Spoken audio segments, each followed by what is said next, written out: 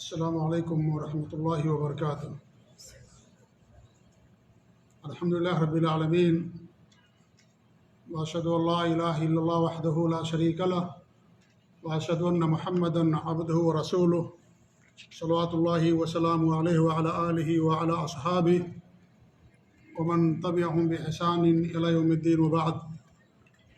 قال اللہ تبارک وتعالی: وَلَقَدْ وَصَّيْنَا الَّذِينَ أُوتُوا الْكِتَابَ مِنْ قَبْلِكُمْ وَإِيَّاكُمْ أَنِ اتَّقُوا اللَّهَ۔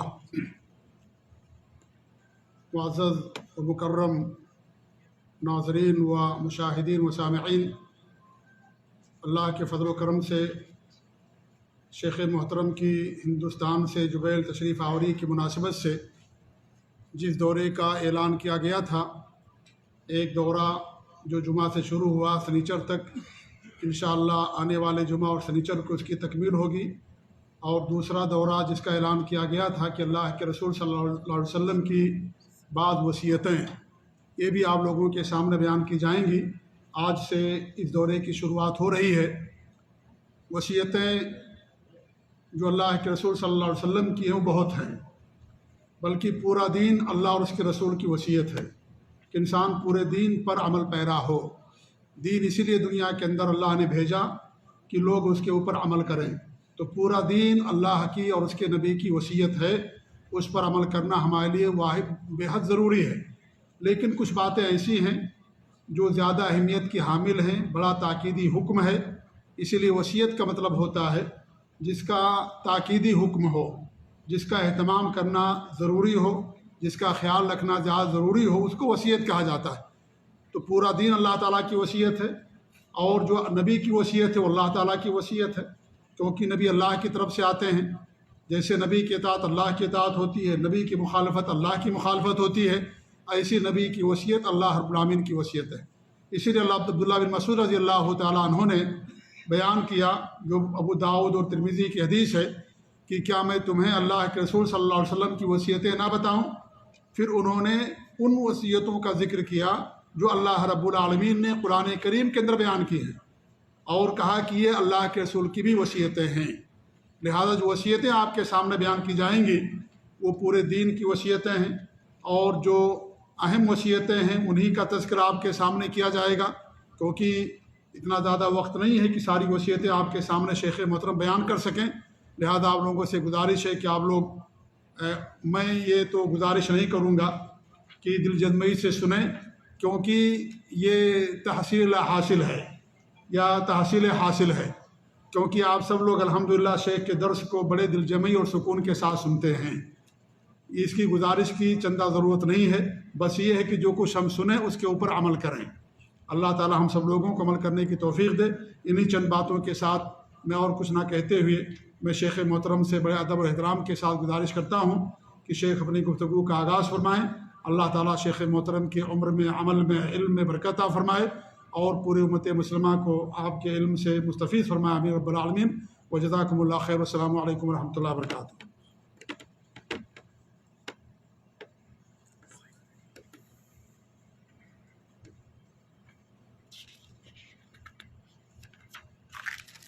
إن الحمد لله نحمده ونستعينه ونستغفره ونعوذ بالله من شرور أنفسنا ومن سيئات أعمالنا، من يهده الله فلا مضل له ومن يضلل فلا هادي له، وأشهد أن لا إله إلا الله وحده لا شريك له، وأشهد أن محمدا عبده ورسوله، أما بعد، فإن خير الحديث كتاب الله، وخير الهدي هدي محمد صلى الله عليه وعلى آله وسلم، وشر الأمور محدثاتها، وكل محدثة بدعة، وكل بدعة ضلالة، وكل ضلالة في النار۔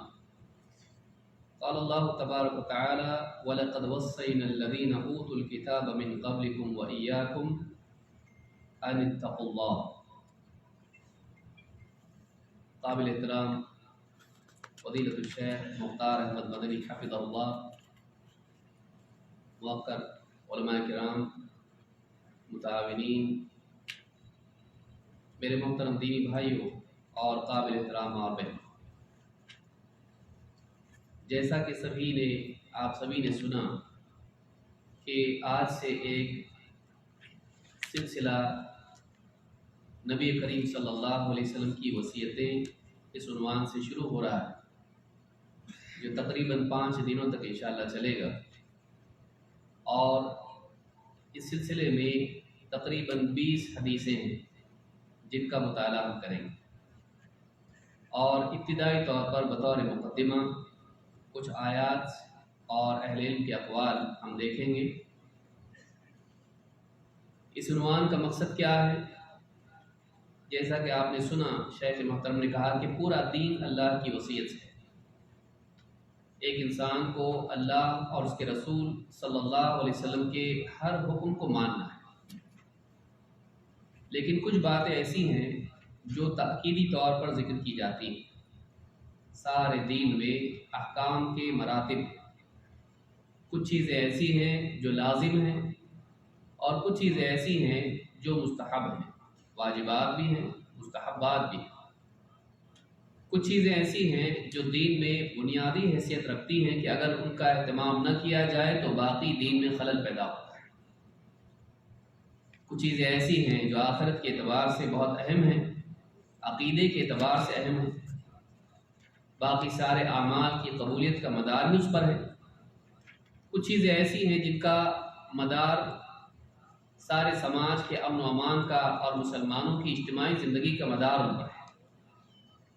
लिहाजा इन अहादीस में बहुत सारी ऐसी बातें जिनका ताल्लुक़ अक़ायद से है, अहकाम से है और इसी तरह से अखलाक़ियात व आदाब से। अल्लाह के नबी सल्लल्लाहु अलैहि वसल्लम की वसीयतें हैं।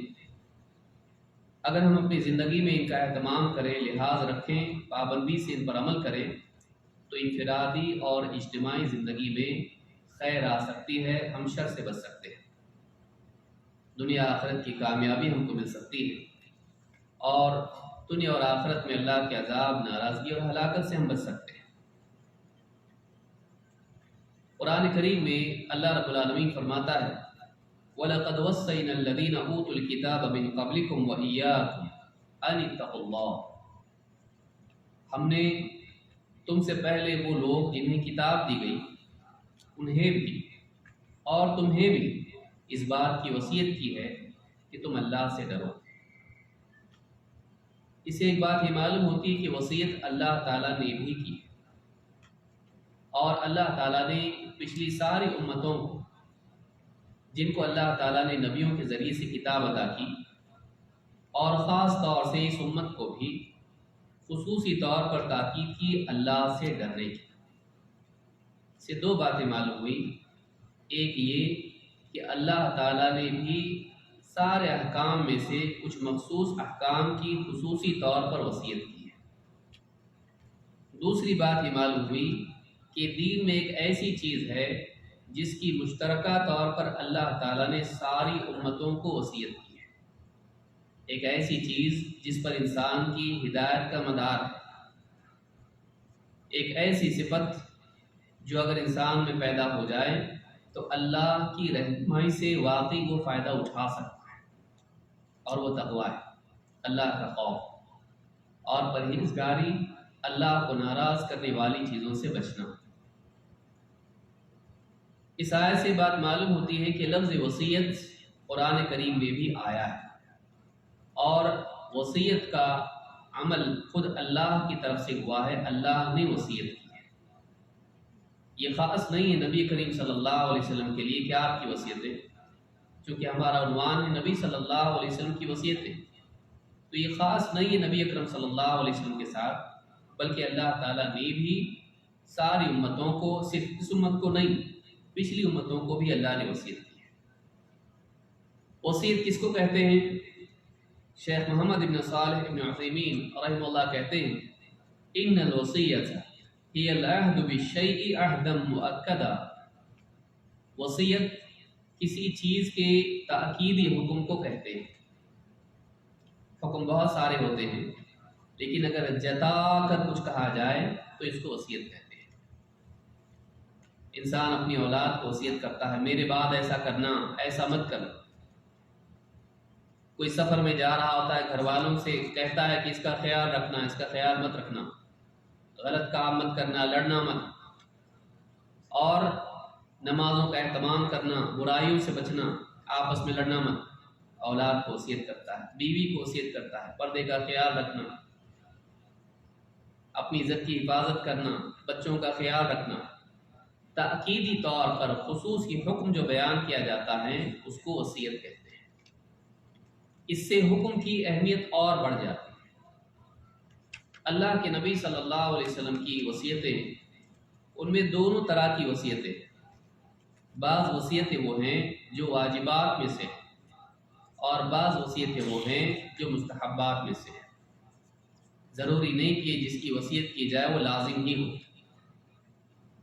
لیکن کچھ چیزیں ایسی ہیں کہ اگر آدمی ان چیزوں کا اہتمام نہ کرے تو بہت بڑا نقصان دین کا ہو سکتا ہے، اور کچھ چیزیں ایسی ہیں کہ اگر ان کی تعمیل آدمی نہ کرے، ان کو پورا نہ کرے تو بہت بڑے ثواب سے محروم ہو سکتا ہے۔ وصیت دونوں طرح کی ہے۔ بعض وصیتیں وہ ہیں جو فرائض سے متعلق ہیں، اس کے بغیر آدمی گنہگار ہو جائے گا اگر تعمیل نہ ہو۔ تو ایسی وصیتیں بھی ہیں جن کا اہتمام نہ کرنے سے آدمی گنہگار ہوتا ہے اور بڑا نقصان اس کے دین کا ہوتا ہے، اور ایسی وصیتیں بھی ہیں جو واجبات میں سے نہیں ہیں لیکن ان کی وجہ سے انسان ایک بڑے ثواب سے محروم ہوتا ہے اور دین میں اس کی بہت اہمیت ہے۔ تو ان دونوں طرح کی وصیتیں حدیث میں آئی ہیں۔ اللہ کے نبی صلی اللہ علیہ وسلم کی وصیتوں میں سے بہت ساری وصیتیں اس سلسلے میں ہم دیکھیں گے۔ اس سے پہلے ہم یہ دیکھیں کہ اللہ رب العالمین نے بھی وصیتیں کی ہیں۔ ایک تو آیت ہم نے دیکھی، اس کے علاوہ آپ دیکھیں گے اللہ تعالیٰ نے نبیوں کو وصیت کی اور ایمان والوں کو وصیت کی اور عام انسان کو بھی وصیت کی۔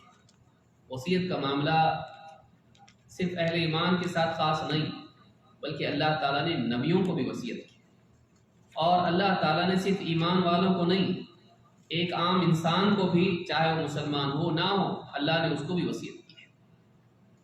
بلکہ انبیاء اپنی اولاد کو اور اپنی امتوں کو وصیت کیا کرتے تھے۔ تو آئیے دیکھتے ہیں وہ دلیلیں کیا ہیں۔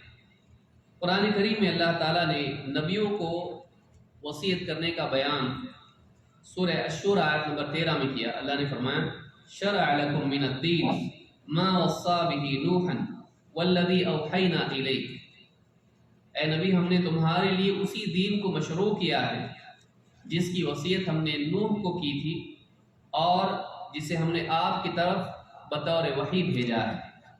یہ وہی دین ہے جو آپ کے لیے شریعت مقرر کیا گیا ہے، مشروع کیا گیا ہے، آپ کے لیے اللہ کی طرف سے طے کیا گیا ہے۔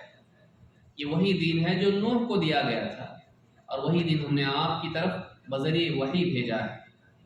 وما وصینا به ابراہیم وموسیٰ وعیسیٰ، اور یہ وہی دین ہے جو جس کی وصیت ہم نے ابراہیم کو کی، موسیٰ کو کی اور عیسیٰ کو کی۔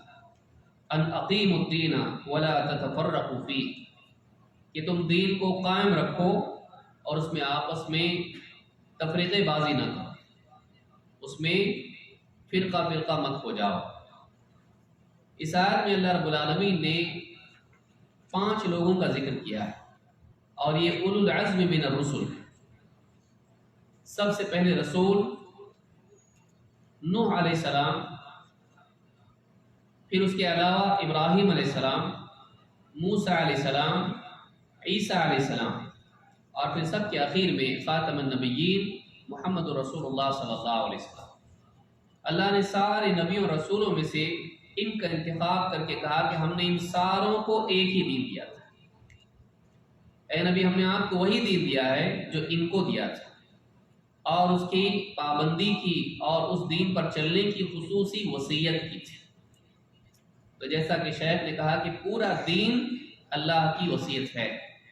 اس آیت سے بات معلوم ہوتی ہے کہ اللہ تعالیٰ نے پورے دین کی وصیت کی ہے۔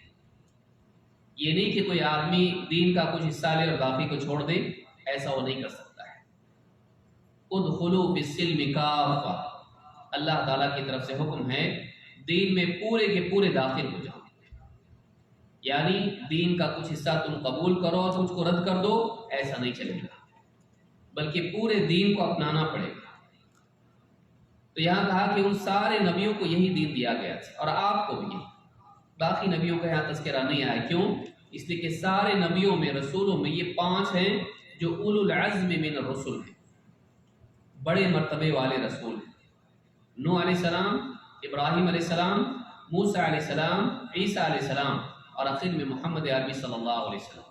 یہ 5 رسول ہیں جن کا مرتبہ دوسروں سے اونچا ہے. ان سب کو ایک دین دیا گیا تھا. اس سے معلوم ہوتا ہے کہ سارے نبیوں کا دین ایک تھا. شریعتیں ان کی الگ الگ تھیں لیکن دین ان کا ایک تھا. وہ بنیادی باتیں، توحید، نبی کی فرما برداری، آخرت کا عقیدہ اور اس طرح سے بے شمار چیزیں ہیں دین میں جو سارے نبیوں کے درمیان مشترک تھی. لیکن شرعی احکام میں بعض احکام میں صورت کے اعتبار سے، اوقات کے اعتبار سے یا حلت و حرمت کے اعتبار سے فرق تھا.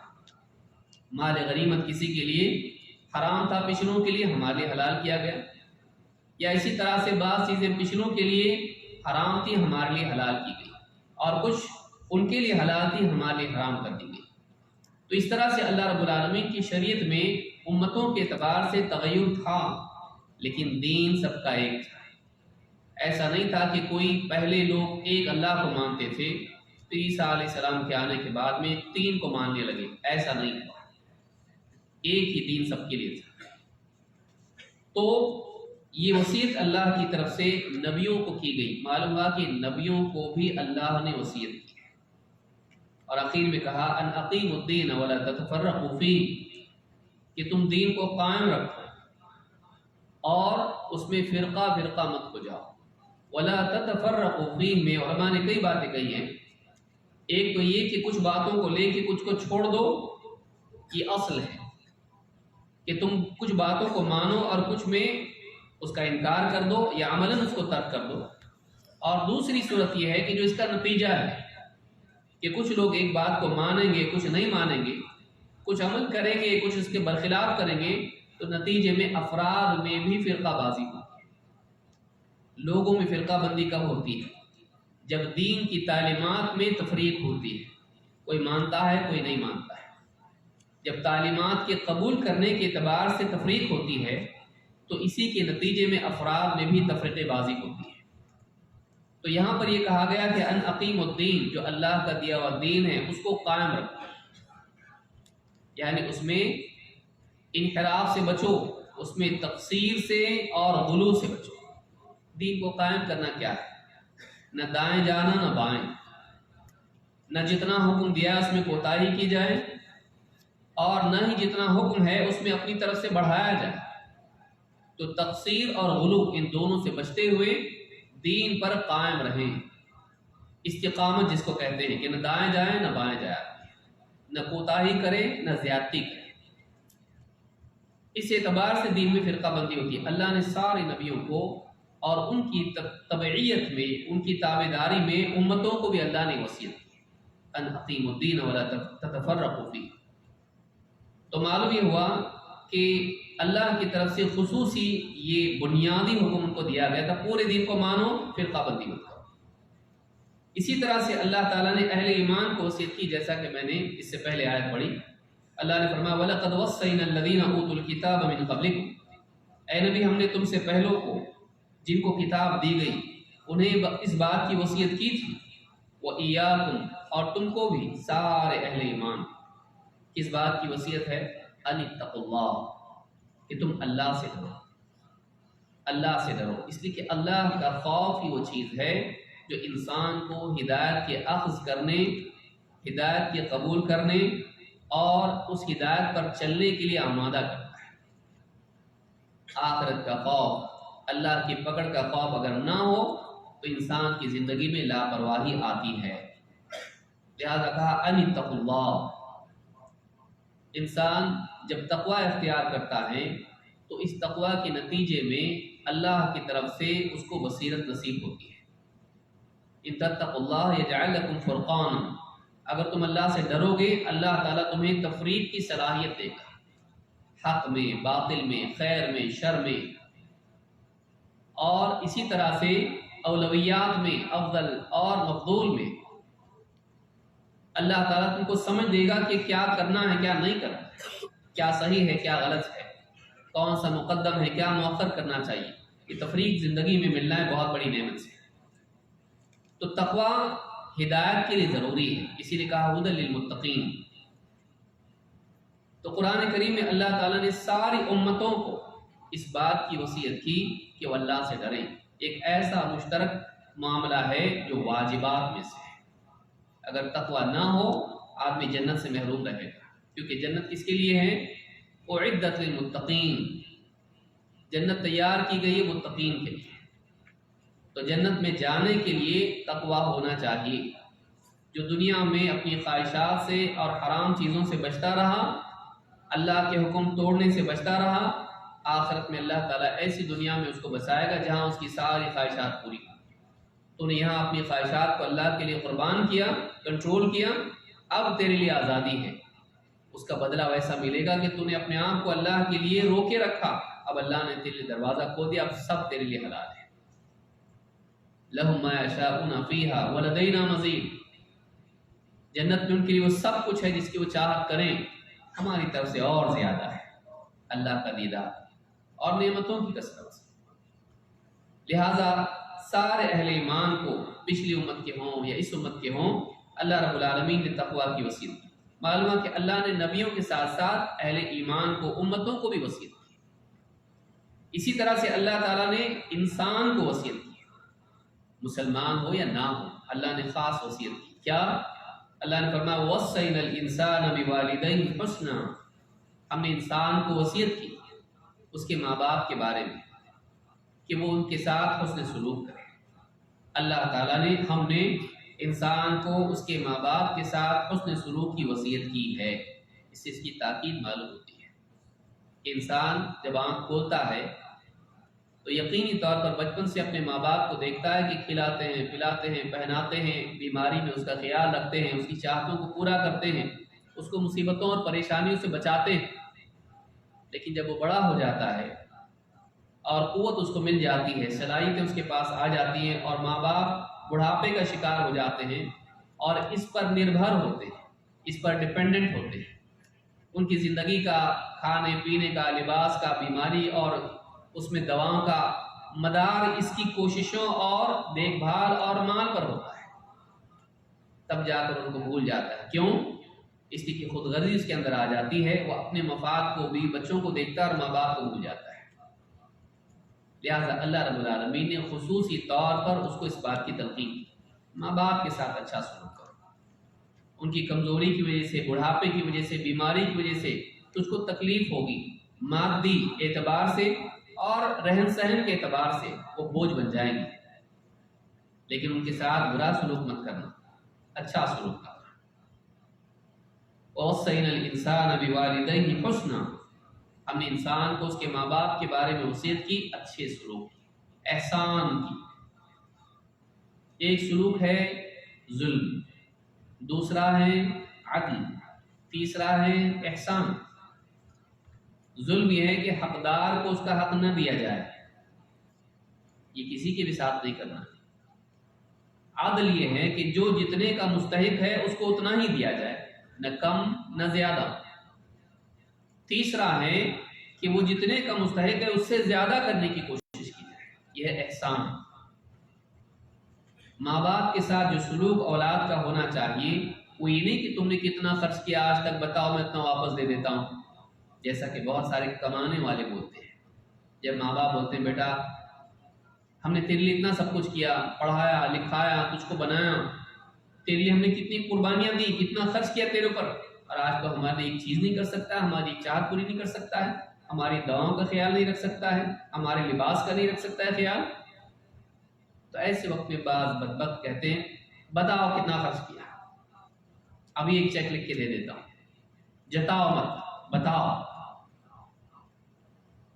بندے کے لیے، اولاد کے لیے صحیح طریقہ یہ ہے کہ وہ برابری والا معاملہ حساب کتاب والا نہ رکھے. انہوں نے اپنی طرف سے تجھ پر احسان کیا، معاوضے کے لیے نہیں. ان کی خدمات کے لیے، ان کی دیکھ بھال کے لیے تو نے معاوضہ نہیں دیا تھا، انہوں نے اپنی طرف سے ابتدا کی تھی. پہلے تیری طرف سے کچھ بینک بیلنس ان کے پاس جمع نہیں تھا، آج تو حساب کر رہا ہے جب تیرے پاس ہے. انہوں نے تب تیرا ساتھ دیا، تیرا خیال رکھا جب تیرے پاس کچھ بھی نہیں تھا، تو ننگا پیدا ہوا تھا. تیرے پاس اپنے کپڑے بھی نہیں تھے اور بھوکا پیدا ہوا تھا، روتا ہوا پیدا ہوا تھا، تجھ کو لباس دیا، تجھ کو کھلایا پلایا اور تجھ کو امن دیا، اپنی گود میں سمیٹا، تیرے خوف کو دور کیا، اب جا کر تو حساب کی بات کر رہا ہے، تب نہیں کی تجھے۔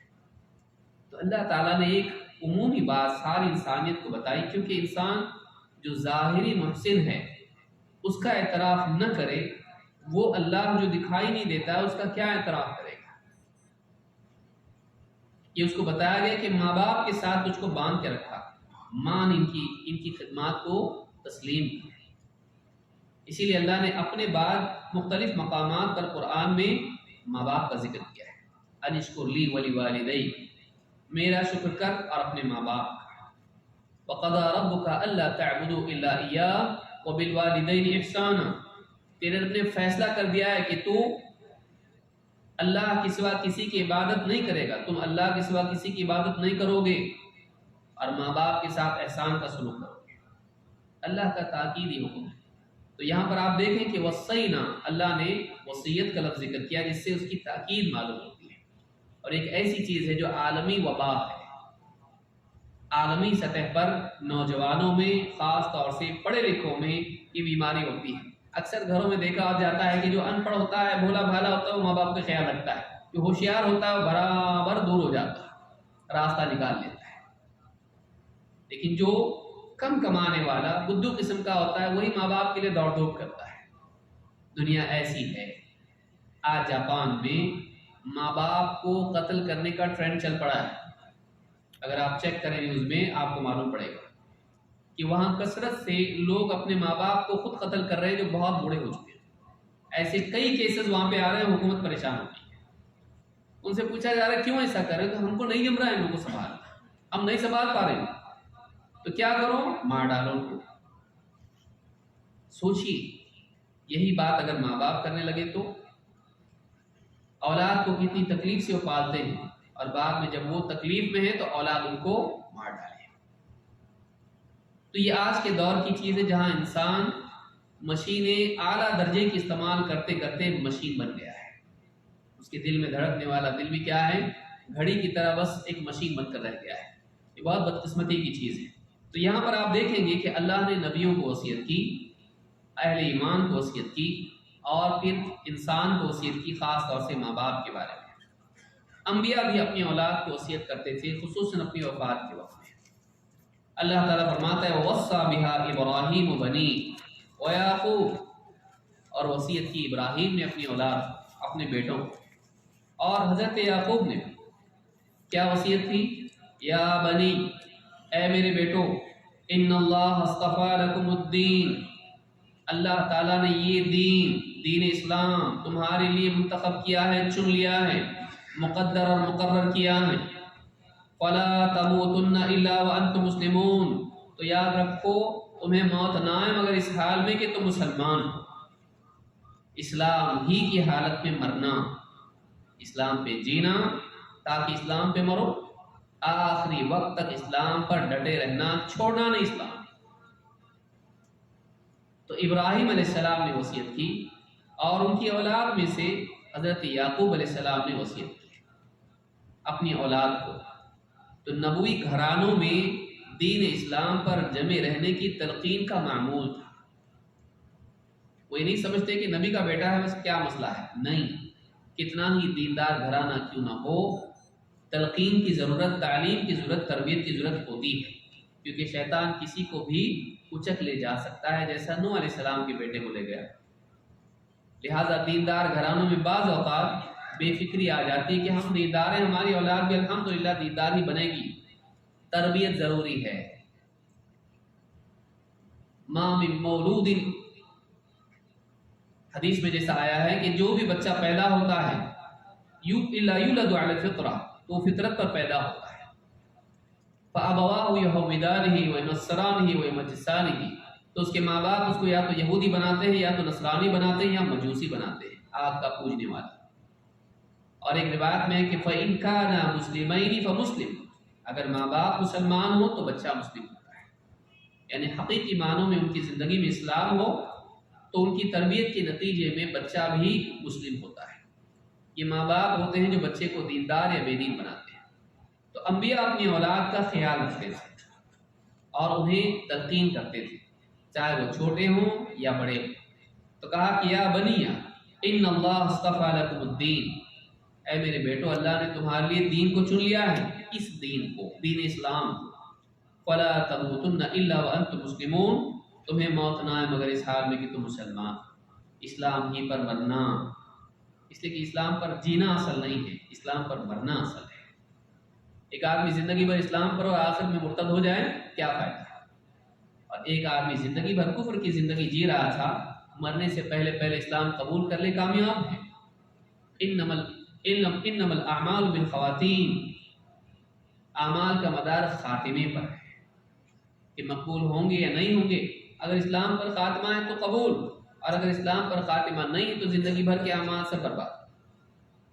لہٰذا ہم کو اس بات کی کوشش کرنا چاہیے کہ آج ہمارے سامنے بچے دیندار ہیں، ہمارے باپ بھی دیندار رہ پائیں گے کہ نہیں، ان کو اتنا زیادہ مضبوط بنا کے چھوڑ کے جائیں کہ وہ آنے والے فتنوں میں بھی اسلام پر قائم رہیں۔ انبیاء ایسا کرتے تھے، تربیت کے ساتھ خصوصی تلقین، ان کی فکر کرتے تھے، جیسا کہ ابراہیم علیہ السلام کو بھی فکر تھی۔ وَجْنُبْنِي وَبَنِيَ أَن نَعْبُدَ الْأَصْنَامَ، اے اللہ مجھے بچا، میری اولاد کو بچا، کہیں ہم بتوں کی عبادت میں نہ پڑ جائیں۔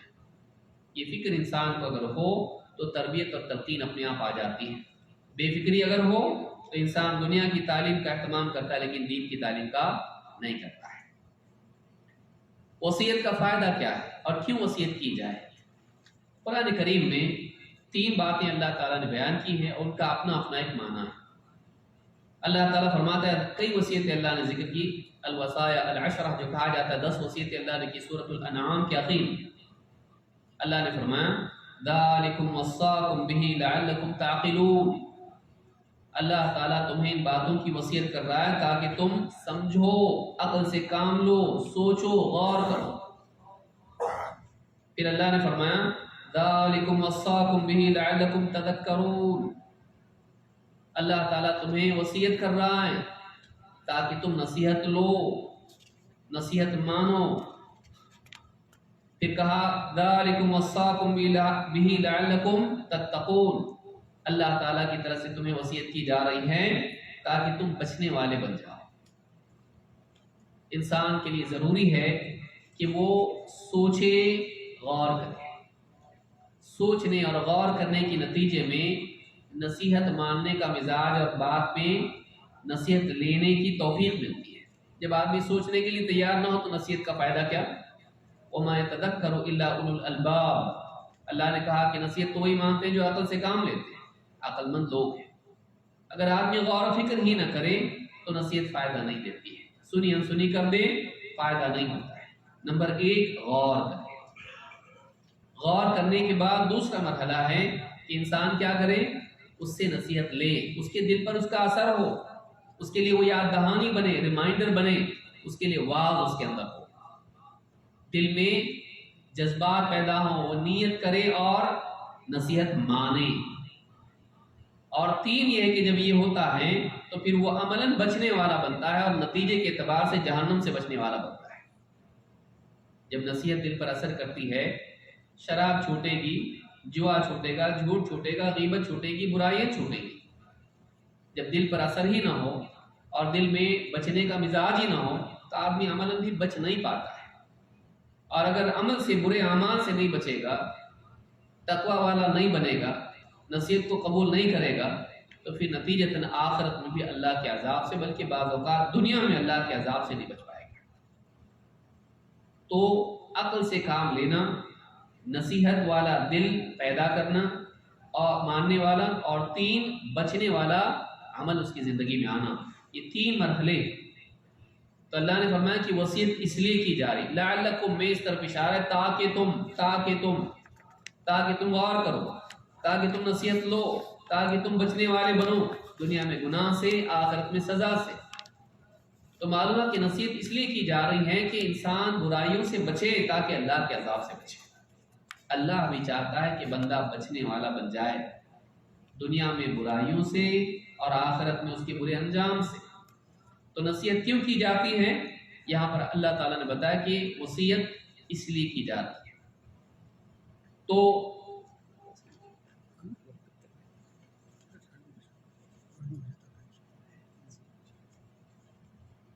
یہ قرآن کریم کی آیات سے ہم کو معلوم ہوتا ہے کہ وصیت اس لیے ہے تاکہ انسان غور و فکر کر کے واز کا اثر لے اور اس کے نتیجے برائیوں سے بچنے کا اہتمام کرے، تاکہ اس کے انجام، برائیوں کے انجام جہنم سے بچ سکے۔ تو معلوم ہے کہ تقوی ہم کو سمجھدار بھی یعنی وصیت ہم کو سمجھدار بناتی ہے، اور وصیت کے ذریعے سے ہمارے دل نرم ہوتے ہیں، اور وصیت کے ذریعے سے ہم متقی پرہیزگار بنتے ہیں، اور وصیت قبول کرنے، نصیحت ماننے کے نتیجے میں ہم اللہ کے عذاب سے بچنے والے بن جاتے ہیں۔ لہٰذا ایک مسلمان کو خاص طور سے اللہ اور اس کے رسول کی وصیتوں کا لحاظ رکھنا چاہیے، تاکہ ہم اچھے انجام سے دوچار ہوں، برے انجام سے بچنے والے بنیں۔ نبی کریم صلی اللہ علیہ وسلم کی وصیتیں، کیا وصیتیں آپ نے کی؟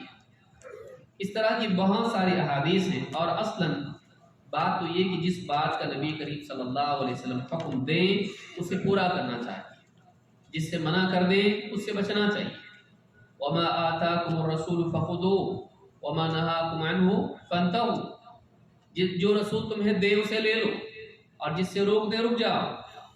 یہ عام ہے، لیکن انہی احکام میں سے جن کا حکم آپ نے دیا ہے کچھ تاکیدی احکام ہیں، اور جن چیزوں سے رکنے کے لیے کہا ہے تاکیدی طور پر رکنے کے لیے کہا ہے، تو ان کا معاملات دوسرے معاملات سے اور بڑھ جاتا ہے، اور فرد اور معاشرے دونوں پر اس کا اثر پڑتا ہے۔ ایسی خاص تاکیدی باتیں آپ نے اہل ایمان کو ان کی وصیت کی ہے، اس کا اہتمام مسلمان کو کرنا چاہیے۔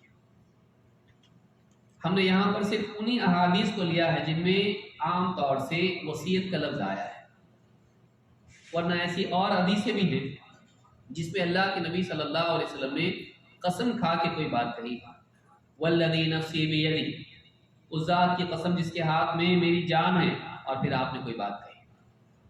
تو معلوم ہے کہ یہ قسم کھا کے کہنا یہ بتا رہا ہے کہ کوئی تاکیدی بات ہو رہی ہے۔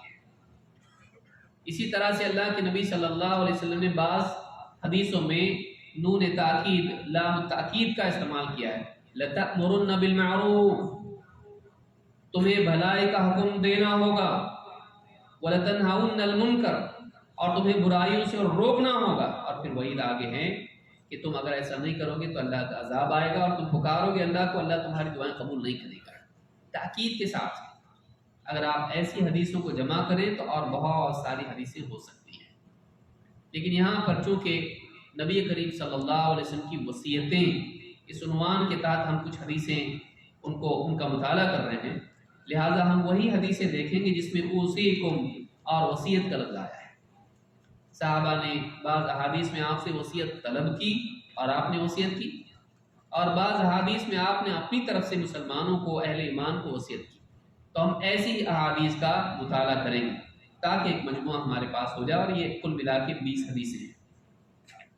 کوئی تلاش کرنا چاہے تو اس کو اور بھی حدیثیں مل سکتی ہیں، یعنی کوئی آدمی یہ نہ سوچے کہ بھائی 20 ہی وصیتیں ہیں، کہ اللہ کے نبی صلی اللہ علیہ وسلم بہت ساری وصیتیں ہیں، اور جیسا کہ شیخ نے کہا کہ اس کے علاوہ بہت ساری حدیثیں ہیں، بلکہ پورا دین ہے جو اللہ کی طرف سے وصیت ہے۔ آئیے دیکھتے ہیں وہ کون سی احادیث ہیں۔ نمبر 1، پہلی حدیث، اس حدیث میں اللہ کے نبی صلی اللہ علیہ وسلم نے 3 باتوں کی تلقین کی ہے، اور یہ 2 روایتیں ہیں جو قریب معنی میں ہیں۔ 1، توحید کا اہتمام، 2، تقوی کا اہتمام، 3، برائی ہو جائے تو اس کا تدارک کرنا، بھرپائی کرنے کے طور پر بھلائی کرنا، اور 4، لوگوں کے ساتھ اچھے اخلاق سے پیش کرنا۔ ان 4 باتوں کی وصیت ان 2 روایات میں ہم کو ملتی ہے۔ آئیے دیکھتے ہیں حدیث کیا ہے، اور اس میں ضمنی بہت ساری باتیں مل سکتی ہیں۔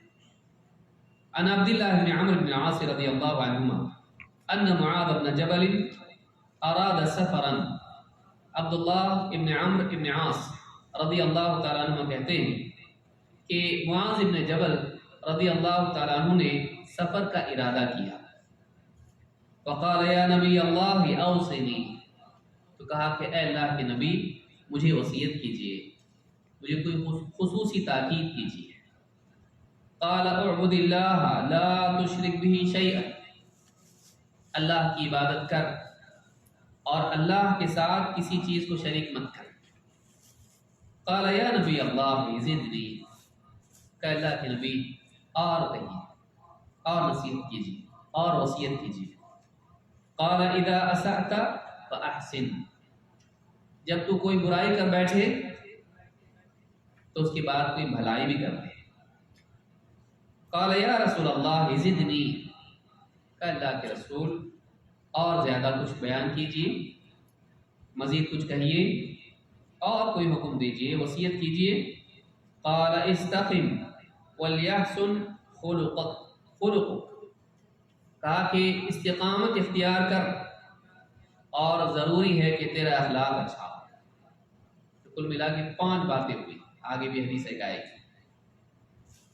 ایک اور روایت میں ہے معاذ بن جبل رضی اللہ تعالیٰ عنہ کہتے ہیں، انہوں نے کہا یا رسول اللہ اوصینی، اے اللہ کے رسول مجھے وصیت کیجیے۔ اب صحابی وہی ہے جس کو نصیحت کی گئی، راوی وہی ہے۔ قال اتق اللہ حیثما کنت او اینما کنت، اللہ سے ڈرتا رہ تو جہاں کہیں ہو اللہ سے ڈرتا رہ، وقت کے اعتبار سے بھی اور جگہ کے اعتبار سے، رات دن میں کہیں بھی ہو اللہ سے ڈر۔ قال زدنی، کہا اور زیادہ بیان کیجیے، مزید کچھ کہیے۔ قال اتبع السیئۃ الحسنہ تمحوها، برائی کے بعد بھلائی کر لے اسے مٹا دے گی۔ قال زدنی، مزید کچھ کہیے۔ قال خالق الناس بخلق حسن، لوگوں کے ساتھ اچھے اخلاق سے پیش آ۔ یہ 2 حدیثیں ہیں جن میں کل ملا کے 5 احکام اللہ کے نبی صلی اللہ علیہ وسلم نے دیے ہیں۔ یہ بہت اہم ہے، گویا کہ پورے دین کو سمیٹ لیتے ہیں۔ آئیے دیکھتے ہیں وہ کیا ہے۔ سب سے پہلی بات یہ معلوم ہوتی ہے کہ یہ مستحب ہے کہ ایک انسان جب سفر میں جا رہا ہو تو اپنے سے بڑے اہل علم سے رجوع کرے اور ان سے نصیحت اور وصیت کی گزارش کرے، میں سفر میں جا رہا ہوں کچھ وصیت کیجیے۔ معاذ بن جبل رضی اللہ تعالیٰ عنہ سفر میں جا رہے ہیں اور اللہ کے نبی صلی اللہ علیہ وسلم کہہ رہے ہیں کہ یا نبی اللہ اوصنی، اے اللہ کے نبی مجھے وصیت کیجیے۔ تو وصیت کا مطالبہ کرنا، خصوصی حکم کا مطالبہ کرنا اہل علم سے، یہ مستحب ہے۔ انسان کو اپنے اوپر اعتماد نہیں کرنا چاہیے، مجھے سب معلوم ہے، پوچھنے کی کیا ضرورت ہے، بلکہ انسان کو اپنے سے بڑوں کے تابع رہنا چاہیے۔ اور میرے بارے میں آپ کو کیا مناسب لگتا ہے کہ مجھے کس چیز کی تاکید ہونی چاہیے، مجھے حکم کیجیے۔ یہ مزاج اگر نوجوانوں میں آ جائے، بلکہ ہر مسلمان میں آ جائے، تو بہت سارے فساد اور فتنے ختم ہو جائیں۔ اس لیے کہ بعد کے دور کی برائی کیا ہے؟ انسان کا اپنے اوپر ناز کرنا۔ انسان یہ سمجھے کہ میں جانکار ہوں، میں سمجھدار ہوں، مجھے سب معلوم ہے۔ یہ برائی مہلکات میں سے ہے۔ اعجاب المرء بنفسہ، حدیث میں آیا کہ آدمی کا اپنے آپ کو کچھ سمجھنا۔ اور آج اس دور میں، انٹرنیٹ کے دور میں، پڑھائی لکھائی کے دور میں، علماء کی اہمیت گھٹ گئی ہے، انسان کے لیے علم کے وسائل بڑھ گئے۔ یاد رکھیں، کتاب، انٹرنیٹ، ویڈیو، یوٹیوب ہو یا کوئی بھی اور چیز ہو، عالم کا بدل نہیں بن سکتے ہیں۔ یوٹیوب آپ کے لیے اجتہاد نہیں کر سکتا ہے، کتاب آپ کے لیے اجتہاد نہیں کر سکتی، وہ خاموش ہے۔ آپ صبح دیکھیں، شام کو دیکھیں، سفر میں دیکھیں، حضر میں دیکھیں، وہی بتائے گی۔ ایک عالم آپ کے احوال دیکھ کر اس کے مطابق آپ کو بتا سکتا ہے۔ تو اس حدیث سے بات معلوم ہوتی ہے کہ صحابہ اپنے آپ کو تابع رکھتے تھے۔ وہ ویسے بھی تو بتا رہے اللہ کے رسول صلی اللہ علیہ وسلم کی باتیں سامنے ہیں، لیکن خصوصی طور پر آ کے کہا میں سفر میں جا رہا ہوں، کوئی بتائیے مجھ کو، کچھ خاص حکم دیجیے، کس چیز کا اہتمام کروں میں، کس چیز سے بچوں میں، کچھ وصیت کیجیے، کوئی تاکیدی حکم دیجیے۔ یہ مزاج ہونا چاہیے، اپنے سے بڑا کسی کو مانے اور اس کی تابع داری میں رہے، ایسا آدمی محفوظ رہتا ہے۔ لیکن جو میں کے تابع ہو، وہ ٹھوکر کھا کے کنویں میں، کھائی میں، گڑھے میں گرتا ہے۔ تاکید کیا کی اللہ کے نبی صلی اللہ علیہ وسلم نے، یہ بھی قابل ملاحظہ ہے، دیکھنا چاہیے اس میں بھی کتنی بڑی بات ہے۔ آپ نے فرمایا اعبد اللہ لا تشرک بہ شیئا، اللہ کی عبادت کر اور اللہ کے ساتھ کسی چیز کو شریک مت کر۔ سوال یہ ہے کہ کیا معاذ بن جبل رضی اللہ تعالیٰ عنہ شرک کرتے تھے، اللہ کی عبادت نہیں کرتے تھے؟ سوچیے، اللہ کے نبی صلی اللہ علیہ وسلم کے پاس عشاء کی نماز پڑھتے تھے آپ کے پیچھے، اور اپنے قبیلے میں جا کر لوگوں کو خود امام بن کے عشاء کی نماز پڑھاتے تھے۔ ان کی نفل ہوتی تھی اور پیچھے پڑھنے والوں کی فرض، دارقطنی کے الفاظ ہیں، ان کی نفل ہوتی تھی اور ان کی فرض۔ وہ اپنی قوم کے اپنے علاقے کے امام تھے، اور اس زمانے میں امام کسی کا بننا چھوٹی موٹی چیز نہیں تھی، اور نبی کریم صلی اللہ علیہ وسلم کی اقرار کے ساتھ، اور آپ کو معلوم تھا امام ہے، بلکہ آپ صلی اللہ علیہ وسلم نے خاص طور سے کہا تھا اے معاذ میں تم سے محبت کرتا ہوں، اور نماز میں یہ دعا کبھی چھوڑنا مت، وہ بھی آئے گا انشاءاللہ آگے۔ تو ایسی شخصیت کہ جن سے اللہ کے نبی صلی اللہ علیہ وسلم محبت کرتے تھے، بلکہ ایسی شخصیت جو قوم کا امام، بلکہ ایسا انسان جس کو لوگوں کو توحید سکھانے کے لیے بھیجا تھا،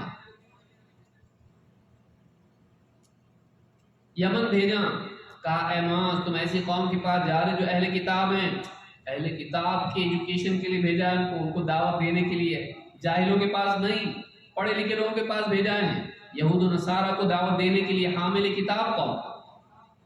کہا سب سے پہلے جس چیز کی تم کو دعوت دو گے وہ لا الہ الا اللہ محمد رسول اللہ کا اقرار ہے۔ جب انہیں توحید کی معرفت ہو جائے تو انہیں بتانا کہ 5 وقت کی نماز ان پر فرض ہے جو انہیں ادا کرنی ہے۔ اللہ تعالیٰ نے دن رات میں 5 نمازیں فرض کی جن کا اہتمام ان کو کرنا ہے۔ اگر وہ اسے بھی مان لیں تو بتانا اللہ تعالیٰ نے ان کے مالوں میں زکوٰۃ رکھی ہے جو ان کے مالداروں سے لے کے فقراء کو دی جائے گی، اور ہاں ان کے اعلیٰ اور بہتر مال لینے سے بچنا زکوٰۃ میں، اور خبردار مظلوم کی بد دعا سے بچ، اس لیے کہ اس کے اور اللہ کے درمیان کوئی حجاب نہیں۔ تو ان کو دعوت دینے کے لیے بھیجا، وہ بھی ایلیٹ طبقہ اس زمانے کا، پڑھا لکھا طبقہ، علمی اعتبار سے سرداری کے مقام پر فائز طبقہ۔ اس صحابی سے کہہ رہے ہیں اللہ کی عبادت کر، اللہ کے ساتھ کسی کو شریک مت کر۔ معلوم ہوا کہ صاحب توحید کو بھی تجدید توحید کی تاکید ضروری ہے، معلم توحید کو بھی۔ آج بہت سارے مسلمانوں سے کہا جاتا ہے کہ بھائی توحید کا اہتمام کرو، توحید پہ کتاب، توحید ہم کو سب معلوم ہے، بلکہ بعض وہ لوگ جو شرک میں مبتلا ہوتے کہتے ہیں مسلمانوں کو توحید سکھاؤ گے آپ لوگ، جاؤ غیروں کو سکھاؤ۔ وہ یہ سمجھتے ہیں کہ مسلمانوں کو توحید پہ نہیں بولنا چاہیے، وہ سب توحید پہ ہیں۔ حقیقت اس کے برخلاف ہے، بڑا طبقہ مسلمانوں کا اسی برائی میں مبتلا ہے جس سے اللہ کے رسول صلی اللہ علیہ وسلم اپنی زندگی کے آخری دن امت کو روک رہے تھے۔ لعنت اللہ علی الیہود والنصارى اتخذوا قبور انبیائهم مساجد، اللہ کی لعنت ہو یہود و نصارہ پر، انہوں نے اپنے نبیوں کی قبروں کو سجدہ گاہ بنا لیا۔ آخری دن اللہ کے نبی صلی اللہ علیہ وسلم حکومت قائم کرو نہیں بول رہے تھے، بلکہ وہ ایسے ہی چھوڑ کے چلے گئے، اشارات دے کر چلے گئے،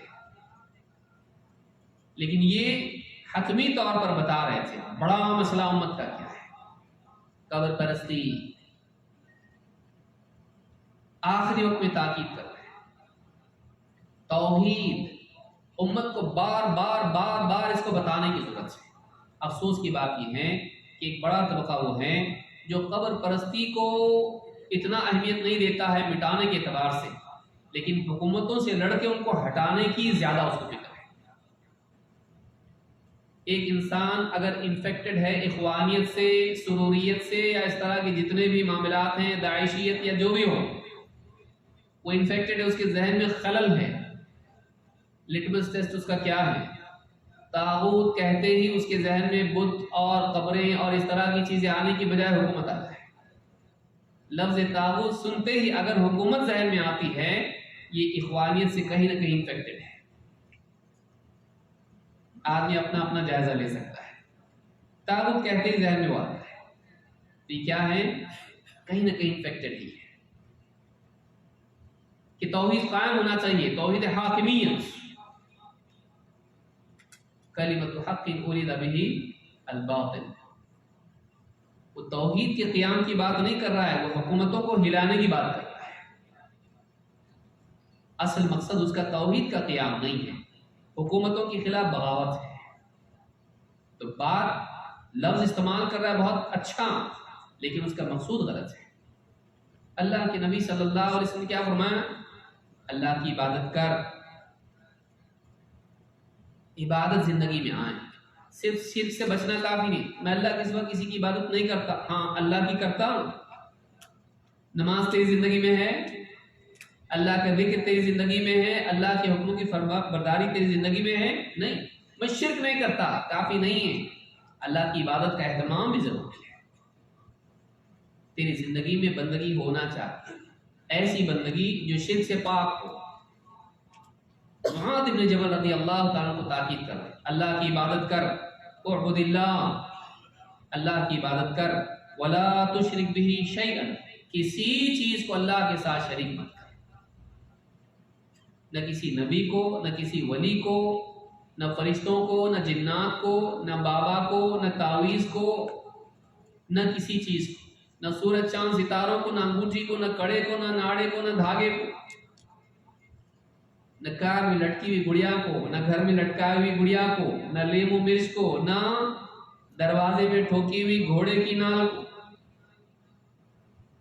آج مسلمان دیکھیے کہاں پہنچ گیا، یہ سوچتے سوچتے کہ مسلمان تو توحید والے ہیں نا بھائی، دوسروں کو جا کے سکھاؤ توحید، ہم اسلام پہ ہیں، مسلمان ہیں، ہم کو توحید کی ضرورت نہیں۔ اور پھر کچھ لوگ کھڑے ہوئے ایسے مبلغین، شرک کے مبلغین، جنہوں نے کہا اس امت میں شرک نہیں آ سکتا، اور سو جاؤ، لوری سنا کے سلا دیا ہو۔ سب اپنی خوش فہمی میں کہ ہم لوگ شرک نہیں کر سکتے کیونکہ محمد صلی اللہ علیہ وسلم کی امت ہے، ہمارے اندر شرک نہیں آ سکتا۔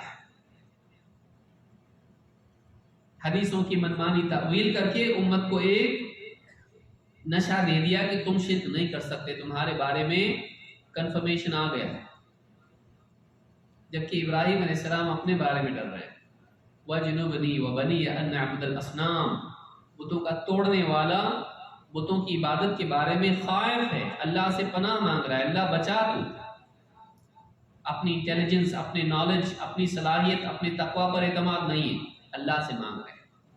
لیکن آج مسلمان ایک بڑا طبقہ ہے کہ نہیں، امت میں شرک نہیں آ سکتا۔ تو معلوم یہ ہوا اس حدیث میں خصوصی تاکید اس کی ہے کہ اللہ کی عبادت کر، اور اللہ کے ساتھ کسی چیز کو شریک مت کر، خصوصاً عبادت میں، لیکن عموماً ذات و صفات میں اور اللہ تعالیٰ کی ربوبیت میں بھی کسی چیز کو شریک مت کر۔ نہ اللہ کے سوا کسی کو سجدہ کر، نہ اللہ کے سوا کسی سے دعائیں مانگ، نہ اللہ کے سوا کسی اور کے لیے ذبح کر، عبادات میں شرک مت کر، نہ اللہ کے سوا کسی کے آگے جھک، نظر و نیاز کے اعتبار سے، کسی اعتبار سے، خوف کے اعتبار سے، امید کے اعتبار سے، محبت کے اعتبار سے نہیں، اللہ کے ساتھ شریک مت کر، کسی عبادت میں نہیں، اور ربوبیت میں بھی نہیں۔ کسی کو دینے والا مت مان، اولاد دیتے، شفا دیتے، حالات بدلتے ہیں کائنات میں، عطا کے اعتبار سے، کائنات کے تغیرات کے اعتبار سے، رزق کے اعتبار سے، شفا کے اعتبار سے، کسی کے بارے میں عقیدہ مت رکھ کے وہ دیتے ہیں۔ اور اللہ کے ساتھ کسی کو شریک مت کر صفات کے اعتبار سے۔ بابا سنتے ہیں، ہم یہاں پہ جو بھی بول رہے ہیں بابا سنتے ہیں، بابا کا سایہ ہمارے گھر پر ہے، اور ہمارے گھر والوں کا حال احوال جانتے ہیں، وہ اپنی قبر میں، لیکن یہاں کا سب جان رہے ہیں، یہاں سے ہم پکاریں تو وہاں سنتے ہیں بغداد میں۔ اللہ کی صفات میں شریک کرنا، اللہ ہر حال میں بندے کو دیکھتا ہے، اللہ بندے کی پکار کو سنتا ہے، کہیں سے بھی پکار، جب بھی چاہے پکار، اذا دعان اجیب دعوت الداعی اذا دعان، رات دن میں کبھی بھی پکارے، اللہ تعالیٰ اس کی پکار کو سنتا ہے۔ اس نے بابا کو اللہ کی طرح بنا دیا، اللہ کے ساتھ کسی کو شریک مت کر، نہ اس کی ذات و صفات میں، اس کی ربوبیت میں بھی نہیں، اس کے اسماء و صفات میں بھی نہیں، اور اس کی عبادت میں بھی نہیں۔ کہا اعبد اللہ ولا تشرک بہ شیئا، یہ سب سے اہم وصیت ہے، بلکہ یہ سارے نبیوں کی وصیت ہے۔ وَلَقَدْ بَعَثْنَا فِي كُلِّ أُمَّةٍ رَسُولًا أَنِ اعْبُدُوا اللَّهَ وَاجْتَنِبُوا الطَّاغُوتَ، ہم نے ہر امت میں ایک رسول بھیجا اس دعوت کے ساتھ کہ اللہ کی عبادت کرو اور اللہ کے ساتھ اور طاغوت سے بچو، طاغوت سے بچو۔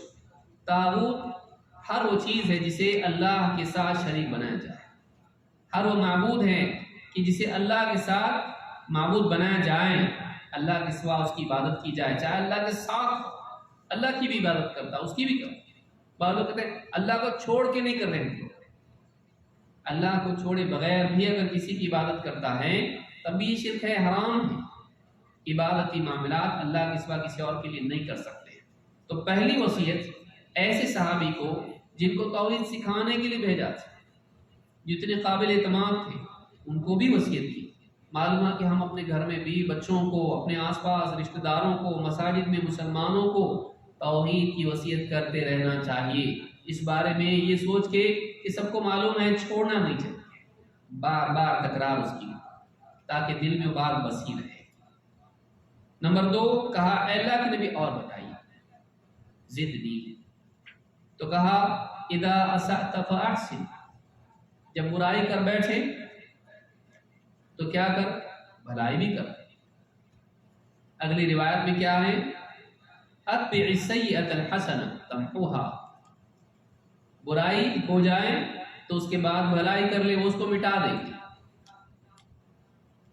کئی صورتیں اس کی، ایک یہ کہ گناہ ہو گیا اس کے بعد توبہ کر لے، وہ مٹا دے گی اس کو۔ گناہ کے بعد توبہ کرنا گناہ کو محو کر دیتا ہے، مٹا دیتا ہے۔ کسی کے حق میں ظلم ہو گیا، بھلائی کا جو اس کے مناسب ہو، کسی کا مال چھینا تھا واپس لوٹا دے اس کو، اللہ سے توبہ کر، یہ اس کو کیا کرے گا؟ اس کا حق اس کو لوٹا دیا، اس نے معاف کر دیا، معاملہ ختم ہو گیا۔ یہ بھلائی واجب ہے، حقدار کو اس کا حق دینا۔ یا اگر یہ ممکن نہ ہو، وہ آدمی مر گیا، اس کی غیبت کی تھی، اس پر جھوٹی تہمت لگائی تھی، لوگوں کو بتا میں نے جھوٹی تہمت لگائی تھی، وہ بری تھا، نفس کے دھوکے میں آ کے میں نے کر لیا، ایسا وہ نہیں تھا، حق کو واضح کر، دین کی بات لوگوں سے چھپائی تھی، اس کو بیان کر۔ الا الذين تابوا واصلحوا وبينوا فاولئك اتوب عليهم وانا التواب الرحيم۔ خیانت کی تھی دین میں، شرک و توحید بتایا تھا، ولی اللہ کے پیچھے مال آتا تھا، اس لیے کیا کیا تھا؟ غلط کی طرف رہنمائی کی تھی، بدعات عام کر دی تھی۔ بیان کر، برائی ہوئی ہے بھلائی کر، اس کا تدارک بنے، ایسی بھلائی کر۔ اور اگر یہ قادر اس پر نہ ہو، کسی کا حق مارا تھا وہ چلا گیا اور معلوم بھی نہیں کہاں ہے اور اس کے وارثین بھی نہیں ہیں، تو اپنی طرف سے صدقات کر، ایسی بھلائی کر تاکہ قیامت کے دن جب تیرے گناہوں کے پڑھنے میں اگر کچھ ہو بھی، حقدار کا حق تیرے پر ہو بھی، تو کچھ نیکیاں بھی تیرے پاس ایسی ہو جو اس کے لیے بھرپائی بن جائے۔ تنقوہا کے معنی میں علماء نے کہا کہ جب تیرے گناہ کچھ ہوں اور نیکیاں کچھ ہوں، تو نیکیاں اگر گناہوں کے برابر ہو جائیں تو گویا کہ اس کو کل عدم کرنے جیسا ہے، کہ وہ اس کو مٹانے جیسا ہے، کہ نیکیاں بھی کر لے تاکہ نامہ اعمال میں نیکی بھی جمع ہو جائے، کیونکہ نیکیوں کا پلڑا اگر بھاری ہو گیا تو جنت میں جائے گا۔ تو یہاں کہا کہ اتبع السیئۃ الحسنۃ تمحوها، یا کہا کہ اذا اسأت فاحسن، برائی ہو جائے بھلائی کرتے ہیں۔ اس سے معلوم ہوتا ہے کہ انسان کو برائی پر قائم نہیں رہنا چاہیے، کہ ایک انسان برائی کرے، ویل للمصرین، حدیث میں بربادی ہے اصرار کرنے والوں کی، برائی کرتا رہے اور چھوڑے نہیں اس کو۔ انسان سے غلطی ہو جاتی ہے، ایسا آدمی غلط نہیں ہے، جو غلطی پر ٹکا رہے وہ غلط بن جاتا، ایسا آدمی غلط ہے، جانتے بوجھتے بار بار کرتا رہتا ہے، جذبات میں آ کے، نفس کے دھوکے میں آ کے، شیطان کے ورغلاوے میں آ کر آدمی برائی کر بیٹھتا ہے، لیکن فوراً اس کا ایمان، اس کا تقوی اس کو روک دینا چاہیے۔ لیکن کوئی آدمی اگر ٹکا رہے اس برائی پر اور بھلائی کے راستے کو چھوڑ کر ایک کے بعد ایک برائی کرتا چلا جائے تو ایسا آدمی ہلاکت کے گڑھے میں چلا جاتا ہے۔ تو کہا اذا اسأت فاحسن، مزید یہ کہ اس گناہ کا اثر بھلائی سے دور ہو جاتا ہے۔ ایک آدمی غلط کام کر لے، اگر اس کے بعد بھلائی کرے، جیسے صحابہ تھے، آپ نے فرمایا کہ تم میں سے جو آدمی کہے لات العزیٰ کی قسم، بعض اوقات غیر اختیاری طور پر زبان سے نکل آتا تھا، پہلے سے عادت تھی لات العزیٰ کی قسم کھانے کی۔ اگر کوئی تم میں سے قسم کھائے وہ لا الہ الا اللہ ہے، یہ اس کا تدارک ہے، بھرپائی ہے، تجدید ہے اپنے ایمان کی، اس اثر کو ظاہر کرنا ہے اپنے دل سے۔ تم میں سے کسی کی زبان سے نکل آئے چلو ہم جوا کھیلتے ہیں، صدقہ کرے ہو، ایسی بھلائی کرے جو اس برائی کے برخلاف اور اس کا اثر دل سے ختم کرتی ہو اور وہ اس کے لیے اصلاح بن جائے۔ تو برائی اگر ہو، اگر بعض لوگ کہتے ہیں کیا کروں میں رک نہیں پاتا برائی سے، تو علماء نے کہا کہ اللہ کے بندے اگر تو برائی سے نہیں رکتا ہے تو توبہ سے کیوں رک رہا ہے؟ کیا فائدہ توبہ کر کے؟ بعض لوگوں کی شیطان ان کے دلوں میں ڈالتا ہے کہ بھائی جب میں برائی آج توبہ کرتا ہوں پھر کل ٹوٹ جاتی، پھر برائی کرتا ہے، پھر توبہ کرتا ہوں پھر ٹوٹ جاتی، پھر برائی کرتا ہے، کیا کروں؟ شرم آتی ہے توبہ کرنے سے، گناہ کرنے سے نہیں آتی؟ شرم تو گناہ کرنے سے آنا چاہیے تھی، توبہ کرنے سے کیسی شرم؟ اگر آپ سے گناہ ختم نہیں ہوتا ہے تو آپ توبہ چھوڑ دیے، یعنی احتیاط نہیں ہو پا رہا ہے تو آپ نے دوائی چھوڑ دی، یہ تو اور بھی برا ہے، یہ تو اور بھی یقینی ہلاکت ہے۔ تو انسان اگر برائی اس سے نہیں چھوٹ رہی ہے تو بھلائی کیوں چھوڑتا ہے، توبہ کیوں چھوڑتا ہے؟ اس کو بھلائی نہیں چھوڑنا چاہیے۔ اسی لیے کہا جب تجھ سے برائی ہو جائے تو بھلائی کر۔ تو بتایا کہ یہاں پہلا حکم تقوی کا ہے، تقوی کے بعد کہا گیا اصل تو یہ ہے کہ بچنا چاہیے گناہ سے، لیکن انسان ہے، کوتاہی اس سے ہوگی، غلطیاں وہ کرے گا، لاپرواہی کی وجہ سے، نفس کی وجہ سے، شیطان کی وجہ سے، سماج کے دباؤ میں، لالچ میں ہو سکتا ہے گناہ کر بیٹھے، تو فوراً بھلائی بھی کرے، اس سے اس گناہ کا تدارک ہوگا، بھرپائی ہوگی، اصل تقوی ہے۔ اسی لیے کہا اتق اللہ حیثما کنت، جہاں کہیں ہو اللہ سے ڈرتا ہے۔ میں دونوں حدیثوں کو جمع کر رہا ہوں۔ اصل تو توحید، اور توحید کے ساتھ کیسی توحید؟ خلی لا الہ الا اللہ، بس اتنی توحید زبانی، اللہ کو اللہ کا مقام دینا، اللہ کو اس کی عظمت کے ساتھ تسلیم کرنا، وَرَبَّكَ فَكَبِّرْ، اپنے رب کی بڑائی بیان کر، معلوم کہ اللہ کا اعتراف اللہ کی عظمت کے ساتھ ہونا چاہیے۔ جب واقعی اس طرح سے اعتراف اللہ کا ہو اور اللہ کو اس طرح سے مانے تو زندگی میں اس کے اثرات آتے ہیں، گناہ سے بچنا، اللہ کے حکموں کو پورا کرنا بھی آتا ہے۔ تقوی کا اہتمام کر، اللہ سے ڈر کے برائیوں سے بچ، اللہ کے حکموں کو توڑنے سے بچ، لیکن پھر بھی ٹوٹے گا، انسان ہے، کل ابن آدم خطاء وخیر الخطائین التوابون، بنی آدم سب کے سب خطا کار ہیں، لیکن ان میں بہتر خطا کار وہ ہیں جو توبہ کرنے والے ہیں۔ تو بتایا کہ انسان سے غلطی ہو تو اس کی بھرپائی کیا ہے؟ اپنے تقوی کو مزید داغدار ہونے سے بچانا، اپنے لباس کو مزید پھٹنے سے بچانا۔ آدمی کیا کرتا ہے جب کپڑے پھٹ جاتے ہیں چھوڑے نہیں رکھتا، اس کو سی کے جلدی سے صحیح کر لیتا، کیوں؟ چھوڑے رکھے گا اور پھٹے گا۔ اسٹیچنگ ٹائم سیوز 9 بولتے ہیں، بر وقت سی لینا، ایک جو ہے اسٹیچنگ کافی ہو جائے گی، ورنہ 9 کرنا پڑے گا۔ زخم کے بارے میں کیا کرتا ہے؟ زخم کو چھوڑے رکھتا ہے؟ نہیں، فوراً دوا کرتا ہے تاکہ زخم اب میں اور سڑان پیدا ہو۔ اس سے غلطی ہوئی تو اس پر باقی مت رہے، اس کو اس کی بھرپائی کر، بھلائی کر، توبہ کر اور نیکیاں کر تاکہ اس کا بدلہ ہو جائے۔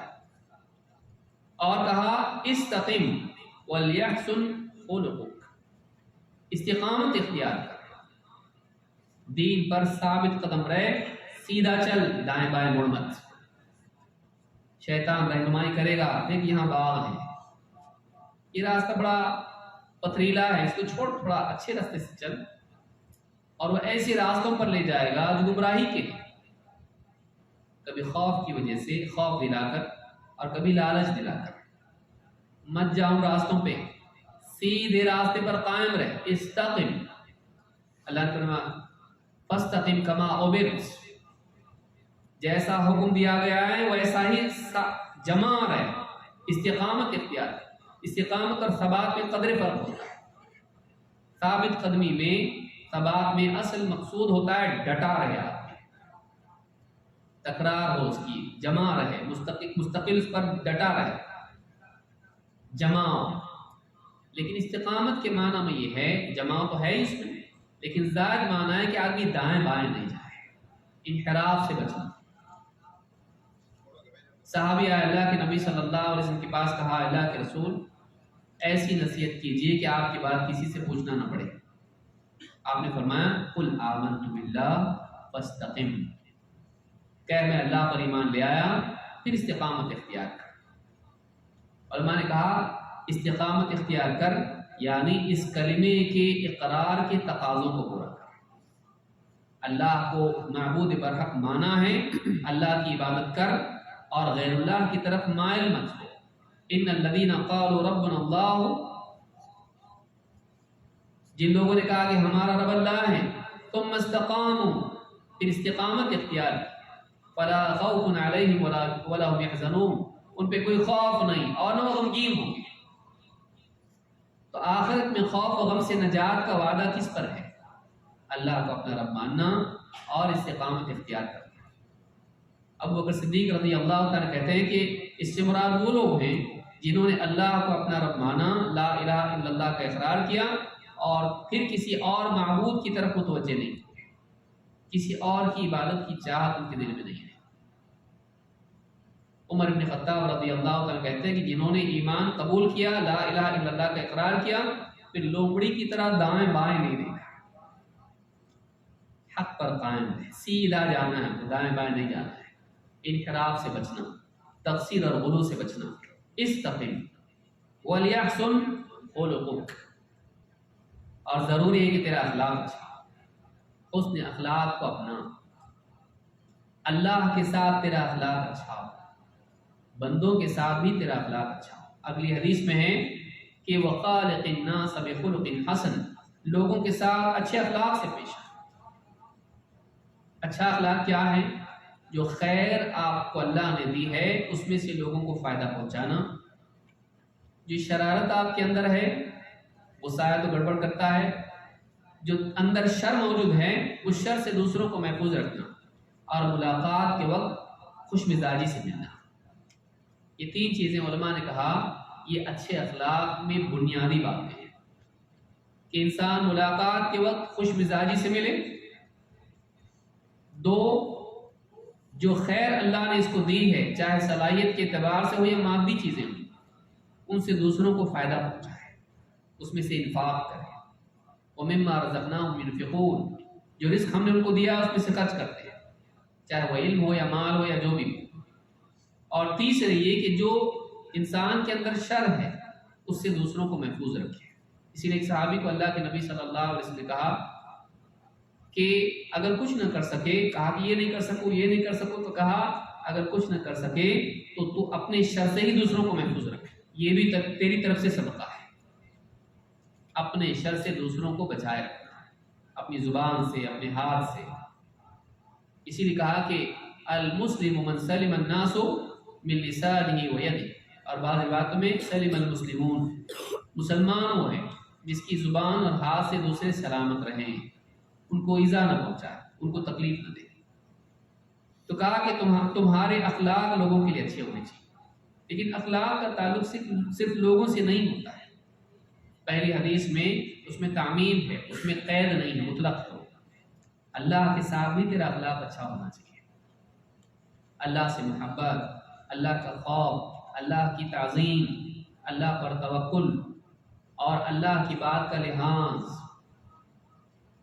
یہ ساری چیزیں، اللہ کی شعائر کا احترام، یہ ساری چیزیں اچھے اخلاق میں آتی ہیں۔ اللہ سے اچھا گمان رکھنا، اللہ کی بات کو ماننا، اللہ کے بارے میں کوئی بے ادبی کی بات زبان سے نہیں نکالنا، سب کا احترام کرے اللہ کا نہ کرے، ہو سکتا ہے مخلوق کا ہو تو من باب اولا اللہ کے سامنے معاملہ ایسا ہے، یعنی اخلاق والا ہونا چاہیے۔ تنہائیوں میں بھی اللہ کے ساتھ حیا والا معاملہ ہو، اللہ سے حیا کرنا، یہ ساری چیزیں اچھے اخلاق میں ہیں۔ تو کہا کہ تیرا اخلاق لوگوں کے لیے اچھا ہونا چاہیے۔ تو اس حدیث میں آپ دیکھیں کل ملا کے 5 باتیں ہیں۔ 1 توحید کا اہتمام، 2 تقویٰ کا اہتمام، 3 تقویٰ کبھی کبھی ٹوٹ جائے گا، غلطی ہو جائے گی، نہ چاہتے ہوئے بھی بشری تقاضوں کے تحت فوراً ریسیٹ ہونا، اس کی بھرپائی کرنا، اور استقامت اختیار کرنا، بدعات کی طرف، خرافات کی طرف، جاہلیت کی طرف نہیں جانا، سیدھے راستے پر چلتے رہنا، صراط مستقیم کا لزوم، استقامت کے ساتھ دین پر قائم رہنا، موسمی مسلمان نہیں بننا، دائمی مسلمان بننا، وَلَا تَمُوتُنَّ إِلَّا وَأَنْتُمْ مُسْلِمُونَ۔ رمضان آیا تو اسلام آیا، رمضان گیا تو اسلام گیا۔ کئی لوگوں کے لیے آپ دیکھیے دینداری موسمی ہوتی ہے، چلو بھائی رمضان آ گیا ہے اب سگریٹ چھوڑ دو، بلکہ بعض لوگ ہوتے رمضان میں چھوڑنے کی کیا ضرورت ہے، روزے میں چھوڑیں گے، روزے میں سگریٹ نہیں پئیں گے، تمباکو نہیں کھائیں گے، روزے کی حالت میں جھگڑا نہیں کر سکتا، گالی نہیں دے سکتا، جھوٹ نہیں بول سکتا، غلط کام نہیں کر سکتا، افطار ہونے تو بعد میں دیکھتے ہیں۔ افطار کے بعد آپ کو ملے گا کئی لوگ خرافات میں مبتلا ہیں۔ آنکھوں کی حفاظت جو کر رہا ہے روزے کی حالت میں، جیسے افطار کر لیا سب سے پہلے کہاں گیا میرا موبائل، اور بعض بدقسمت روزے کی حالت میں بھی، اس سے بڑے بدقسمت مسجدوں میں بھی ٹک ٹاک کی ویڈیو دیکھ رہے ہیں، اس میں مرد ہیں تو عورتیں بھی ہیں، گانے ناچ گانے سب کچھ ہے۔ موسمی مسلمان نہیں بنے آدمی، دائمی مسلمان بنے، ہر جگہ اتق اللہ حیث ما کنت، یعنی کہ لوگوں کے درمیان ولی اللہ ہے اور اکیلے میں فرعون ہے، شیطان ہے، ایسا نہیں، تنہائیاں بھی اس کی تقویٰ سے معطر ہوں، بلکہ وہاں تو زیادہ ضروری ہے، کیونکہ وہاں گناہ کا اندیشہ زیادہ ہے، کوئی نہیں دیکھ رہا ہے۔ الم یعلم بان اللہ یری، کیا وہ نہیں جانتا ہے کہ اللہ دیکھ رہا ہے؟ اسی لیے جہاں اللہ تعالیٰ نے نگاہوں کی حفاظت اور شرمگاہ کی حفاظت کا ذکر کیا، اخیر میں کہا ان اللہ خبیر بما یصنعون، اللہ تعالیٰ جانتا ہے جو کچھ تم کر رہے ہو، خبر رکھتا ہے اللہ تمہارے اعمال کی۔ اس چیز کا احساس تقویٰ پیدا کرے گا۔ کوئی دیکھ نہیں رہا لیکن میری نگاہوں کو اللہ تعالیٰ دیکھ رہا ہے۔ لا تدرکہ الابصار وهو یدرک الابصار، نگاہیں اس کو پا نہیں سکتی لیکن وہ نگاہوں کا ادراک کر لیتا ہے، وہ تمہاری نگاہوں کو دیکھتا ہے۔ تم ایک نگاہ اٹھا کے دیکھ لو گے اجنبی عورت کو، کسی نے تم کو نہیں دیکھا، سی سی ٹی وی میں بھی تم نہیں آئے، غترہ کے اندر سے دیکھا تم نے، گاگل کے اندر سے تم نے دیکھا، لیکن اللہ تعالیٰ دیکھتا ہے، وہ نگاہوں کو دیکھتا ہے، نگاہوں کو پا لیتا ہے، وہ ہر چیز کا ادراک کرتا ہے اپنے علم سے۔ لہٰذا ایک انسان اس طرح سے اللہ سے ڈرے، اللہ ہم کو اس کی توفیق عطا فرمائے۔ تو یہ پہلی حدیث تھی جو اس باب میں ہم نے دیکھی، جس میں بہت اہم باتیں ہم نے دیکھی، اسی لیے تفصیل سے میں نے اس کو ذکر کیا، اس لیے کہ یہ اصل ہے انسان کی دینداری کے لیے۔ توحید سب سے اصل رأس دین میں بالکل بنیاد ہے، جڑ ہے، اور پھر اس کے بعد تقویٰ ہے، اللہ کا خوف ہی نہیں تو دینداری نہیں آئے گی، پھر اس کے بعد تدارک ہے کوتاہیوں کا، پھر اس کے بعد استقامت ہے دین پر، موسمی مسلمان نہیں بنے، ہمیشہ مسلمان بن کے ڈٹا رہے اسلام پر، اور پھر صرف اللہ والا بن کے نہیں جیے، عبادت کر رہے اللہ اللہ، ذکر تلاوت سب کچھ تہجد ہے، لیکن لوگوں کے ساتھ بدتمیزی بدزبانی، لوگوں کے حقوق ادا نہیں کر رہا ہے، لوگوں کے ساتھ برا سلوک کر رہا ہے، نہیں، بلکہ لوگوں کے ساتھ بھی اچھا بنے۔ ان 5 چیزوں کو آپ یاد رکھیں، توحید کا اہتمام، اسی کے ساتھ تقویٰ اللہ کا خوف، اسی کے ساتھ کوتاہی کی بھرپائی، پھر اس کے بعد دوام کے ساتھ دینداری، استقامت کے ساتھ دائیں بائیں کہیں نہیں جانا، ڈٹے رہنا، چلتے رہنا، اور 5 صرف اللہ کے معاملے میں صحیح نہیں ہو بلکہ لوگوں کے معاملے میں بھی آدمی صحیح ہو۔ ان 5 چیزوں کا اگر آدمی اہتمام کرے اس کی دینداری محفوظ رہے گی۔ اللہ رب العالمین اس کا اہتمام کرنے کی ہم سب کو توفیق عطا فرمائیں۔ مزید حدیثیں انشاءاللہ ہم آنے والے درس میں دیکھیں گے۔ اقول هذا واستغفر الله لي ولكم۔